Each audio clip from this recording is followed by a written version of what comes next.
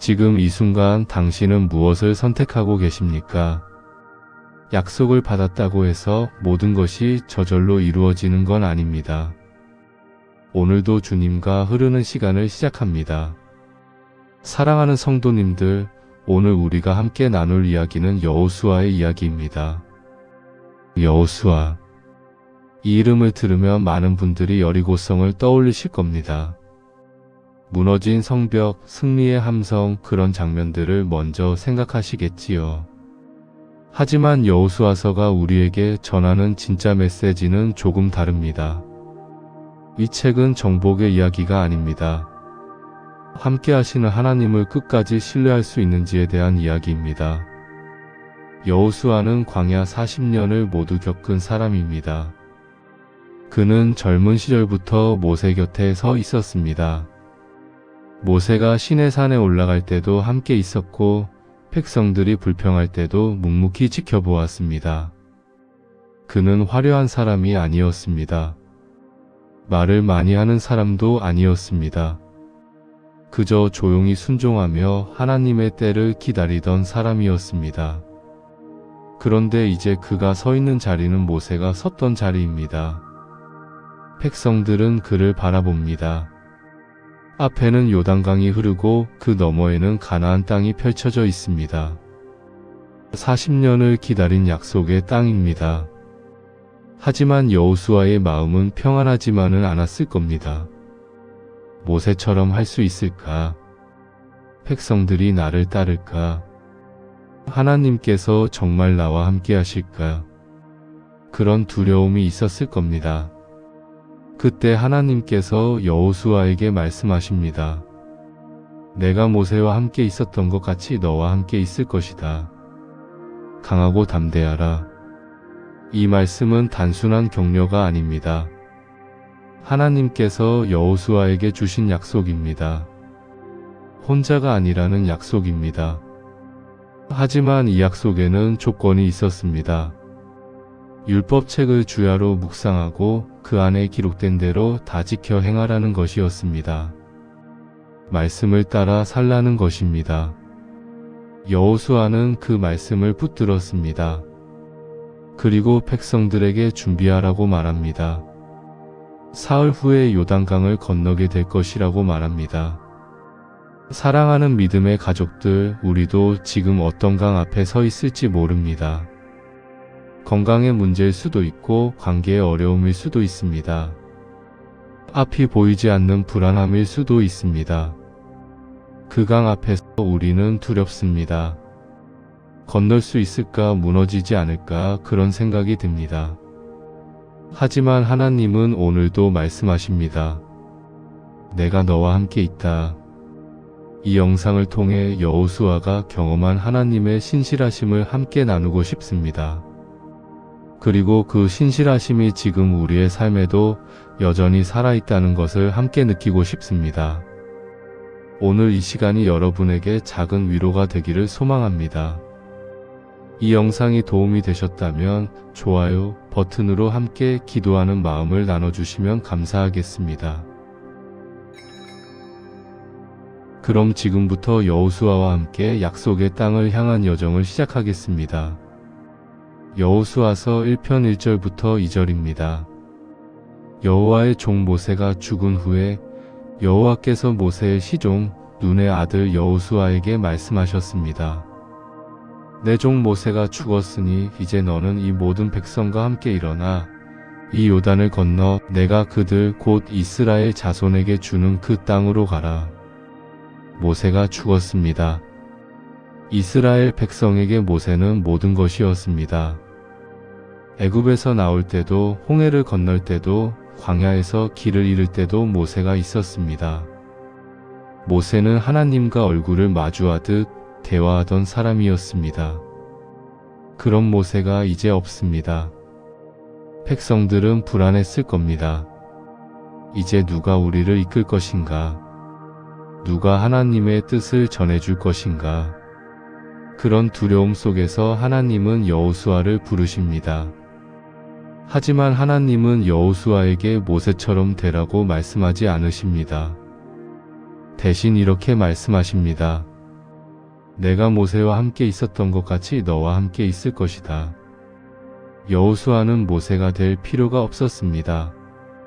하나님께서 함께 하시면 되는 것이었습니다. 사랑하는 성도님들, 우리도 때때로 누군가와 비교하며 살아갑니다. 저 사람처럼 믿음이 있었으면, 저 사람처럼 기도할 수 있었으면 그런 생각을 합니다. 하지만 하나님은 우리에게 다른 누군가가 되라고 하지 않으십니다. 그저 하나님과 함께 걸어가라고 하십니다. 그것으로 충분하다고 말씀하십니다. 여호수아는 백성들에게 말합니다. 사흘 후에 요단강을 건너게 될 것이라고 말합니다. 그리고 백성들에게 준비하라고 합니다. 양식을 준비하고 마음을 준비하라고 합니다. 그런데 이때 요단강의 상태는 어땠을까요? 여호수아서 3편 15절입니다. 요단이 곡식 거두는 시기에는 항상 언덕에 넘쳤습니다. 요단강은 지금 물이 불어 있었습니다. 사람이 건널 수 없는 상태였습니다. 다리도 없고 배도 없습니다. 그냥 눈으로 보기에는 불가능한 상황입니다. 그런데 하나님은 여호수아에게 말씀하십니다. 제사장들이 언약궤를 메고 먼저 요단강으로 들어가라고 하십니다. 물이 마르기를 기다리지 말고 먼저 발을 들여놓으라고 하십니다. 이것은 순종에 대한 시험이었습니다. 보이는 것을 믿을 것인가, 하나님의 말씀을 믿을 것인가. 여호수아는 선택합니다. 그리고 제사장들에게 말합니다. 언약궤를 메고 백성보다 앞서 요단을 건너라고 말합니다. 제사장들은 순종합니다. 그들이 물가에 이르러 발을 물에 담그는 순간 기적이 일어납니다. 여호수아서 3편 16절입니다. 위쪽에서 흘러내리던 물이 멈추어 서고 백성은 여리고 앞으로 건넜습니다. 물이 멈췄습니다. 하지만 물이 먼저 멈춘 게 아닙니다. 제사장들이 먼저 발을 들여놓았을 때 물이 멈췄습니다. 순종이 먼저였고 기적은 그 뒤를 따랐습니다. 사랑하는 믿음의 가족들, 우리는 종종 기적을 먼저 보고 싶어 합니다. 확실한 증거를 본 후에 믿겠다고 생각합니다. 하지만 하나님의 방식은 다릅니다. 하나님은 우리가 먼저 발을 들여놓기를 기다리십니다. 그리고 그 순종 가운데서 길을 여십니다. 요단강을 건넌 후 이스라엘 백성은 길갈에 진을 칩니다. 그리고 하나님은 그곳에서 백성들에게 할례를 행하게 하십니다. 광야에서 태어난 세대는 할례를 받지 못했기 때문입니다. 할례는 하나님과의 언약을 기억하는 표시였습니다. 전쟁을 앞두고 할례를 행한다는 것은 위험한 일이었습니다. 몸이 회복되기 전까지는 싸울 수 없기 때문입니다. 하지만 하나님은 그 시간을 먼저 요구하십니다. 전쟁보다 언약이 먼저였습니다. 승리보다 관계가 먼저였습니다. 그리고 할례를 마친 후 백성들은 유월절을 지킵니다. 애굽에서 나온 지 40년 만에 가나안 땅에서 지키는 유월절이었습니다. 그들은 그 땅의 소산을 먹기 시작합니다. 그리고 그 다음 날부터 만나가 그칩니다. 40년 동안 내리던 만나가 멈춘 것입니다. 이제는 더 이상 광야가 아니었습니다. 약속의 땅이었습니다. 스스로 일하고 거두고 먹어야 하는 땅이었습니다. 하나님은 백성들을 새로운 단계로 이끄셨습니다.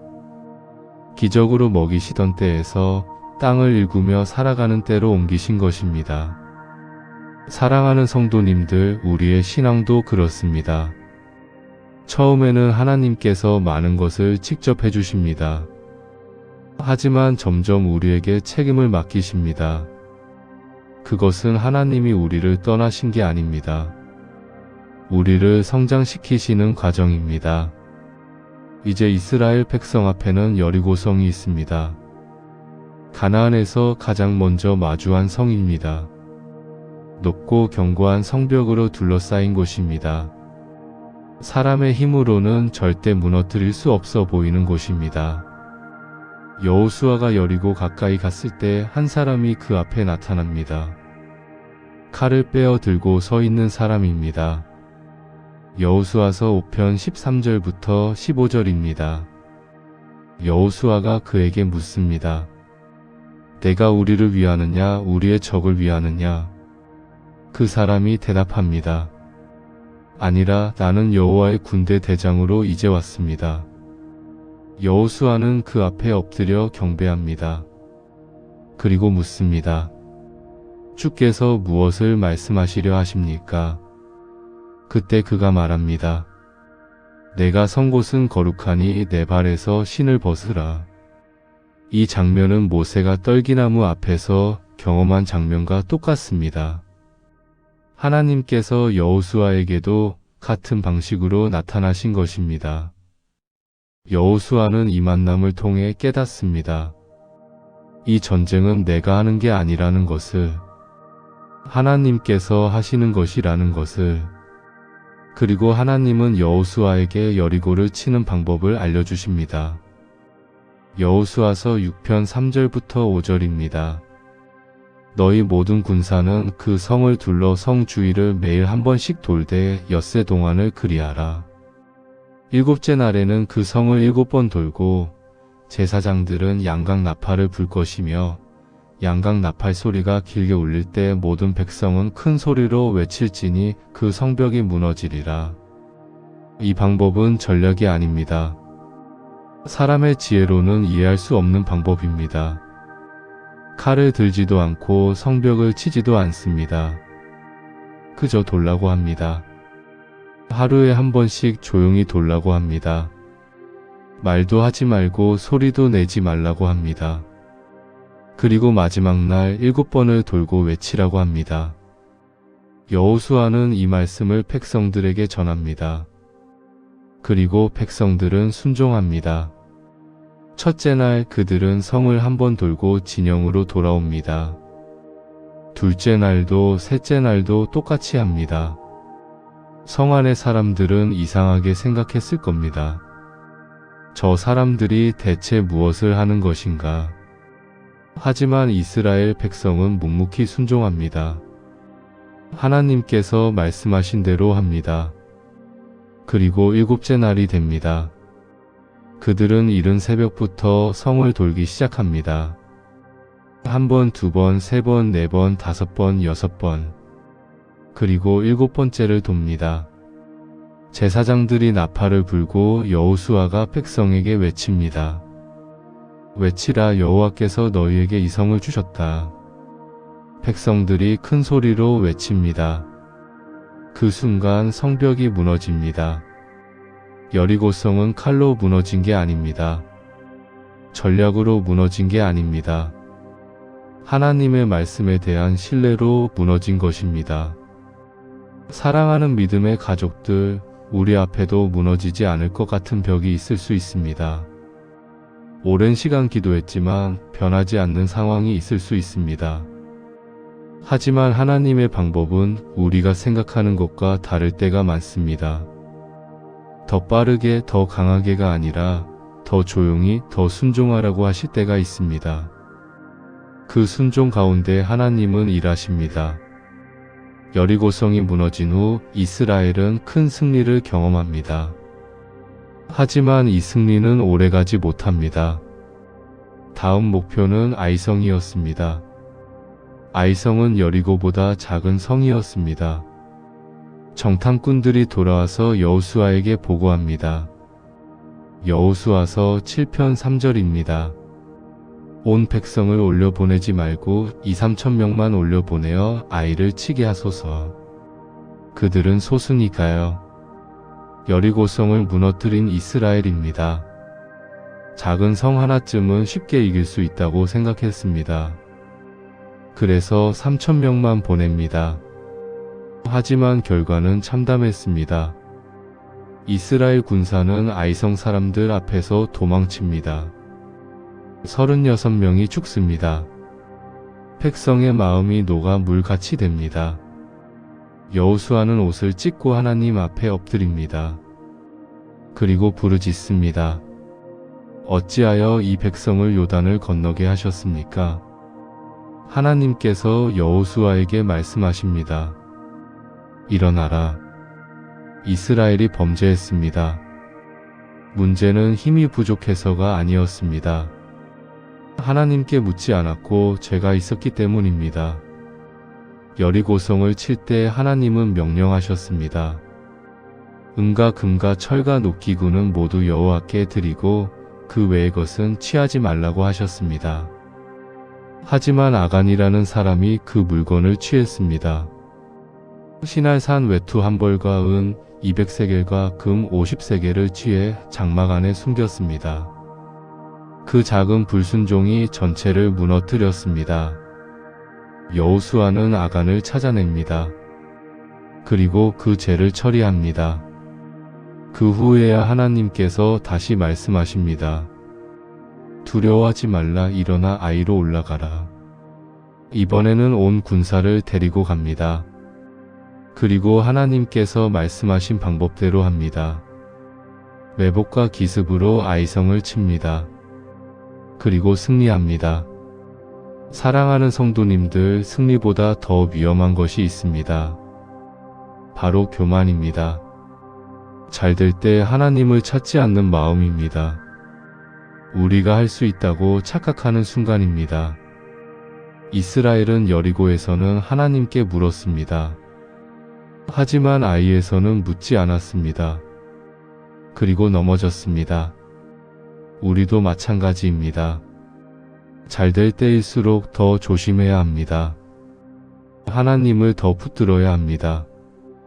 아이성을 정복한 후 이스라엘은 계속해서 가나안 땅을 차지해 나갑니다. 하지만 여기서 또 한 번의 실수가 일어납니다. 기브온 사람들이 꾀를 냅니다. 그들은 먼 곳에서 온 것처럼 꾸밉니다. 헤어진 옷을 입고 낡은 신을 신고 마른 떡을 가지고 와서 말합니다. 우리는 먼 곳에서 왔습니다. 우리와 화친하십시오. 여호수아서 9편 14절입니다. 무리가 그들의 양식을 취하고 여호와께 묻지 아니하였습니다. 또 묻지 않았습니다. 그들은 눈에 보이는 것만 보고 판단했습니다.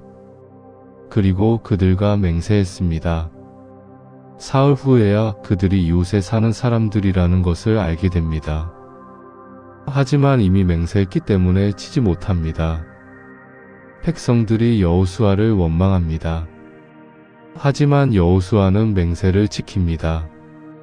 하나님의 이름으로 한 맹세였기 때문입니다.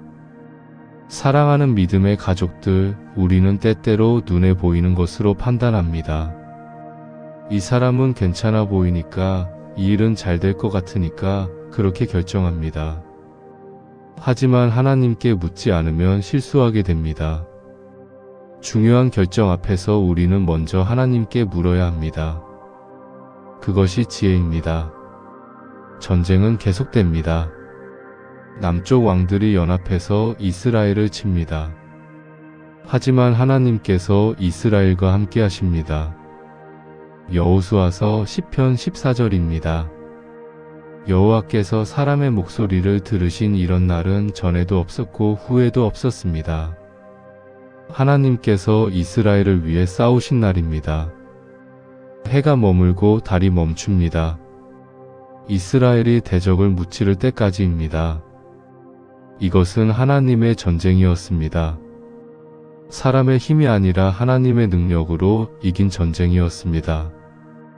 그렇게 남쪽을 정복하고 북쪽도 정복합니다. 가나안 땅의 대부분이 이스라엘의 손에 들어옵니다. 그리고 여호수아는 땅을 지파별로 나누어 줍니다. 각 지파가 차지할 땅을 제비 뽑아 정합니다.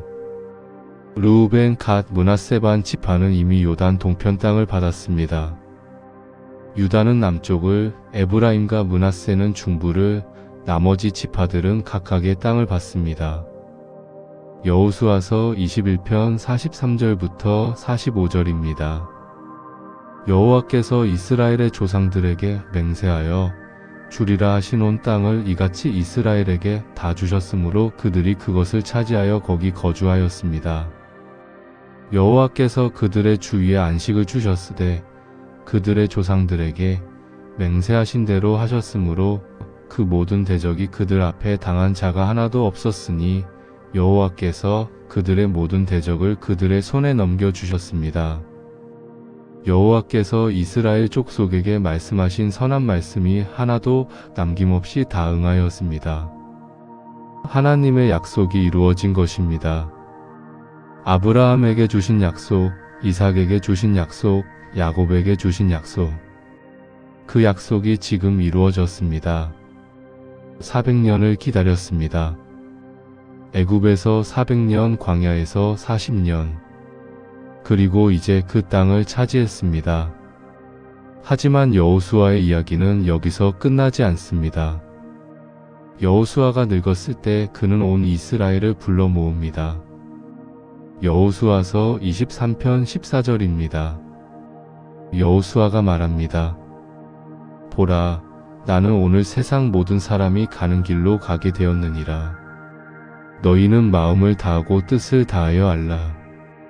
너희의 하나님 여호와께서 너희에게 대하여 말씀하신 모든 선한 말씀이 하나도 틀리지 아니하고 다 너희에게 응하여 그 중에 하나도 어김이 없음이니라. 여호수아는 자신의 인생을 돌아봅니다.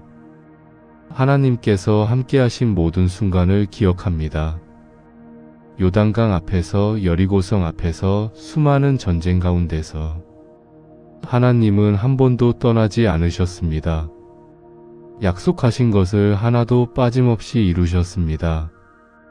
그래서 여호수아는 백성들에게 당부합니다. 여호수아서 24편 14절부터 15절입니다.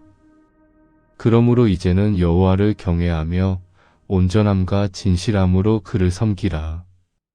너희의 조상들이 강 저쪽과 애굽에서 섬기던 신들을 치워버리고 여호와만 섬기라. 만일 여호와를 섬기는 것이 너희에게 좋지 않게 보이거든 너희 조상들이 강 저쪽에서 섬기던 신들이든지 또는 너희가 거주하는 땅에 있는 아모리 족속의 신들이든지 너희가 섬길 자를 오늘 택하라. 오직 나와 내 집은 여호와를 섬기겠노라. 여호수아는 백성들에게 선택하라고 합니다. 누구를 섬길 것인지 스스로 정하라고 합니다. 이것은 강요가 아닙니다. 자유의지로 선택하라는 것입니다. 백성들이 대답합니다. 우리가 어찌 여호와를 버리고 다른 신들을 섬기리이까? 우리도 여호와를 섬기겠나이다. 여호수아가 다시 말합니다. 너희가 여호와를 섬기지 못할 것은 그는 거룩하신 하나님이시오 질투하시는 하나님이시니 너희의 죄를 사하지 아니하실 것입니다. 여호수아는 쉬운 말로 속이지 않습니다. 하나님을 섬기는 것이 무엇을 의미하는지 분명히 말합니다. 그것은 편한 길이 아닙니다. 순종이 필요한 길입니다. 하지만 백성들은 다시 말합니다. 아니니이다. 우리가 여호와를 섬기겠나이다.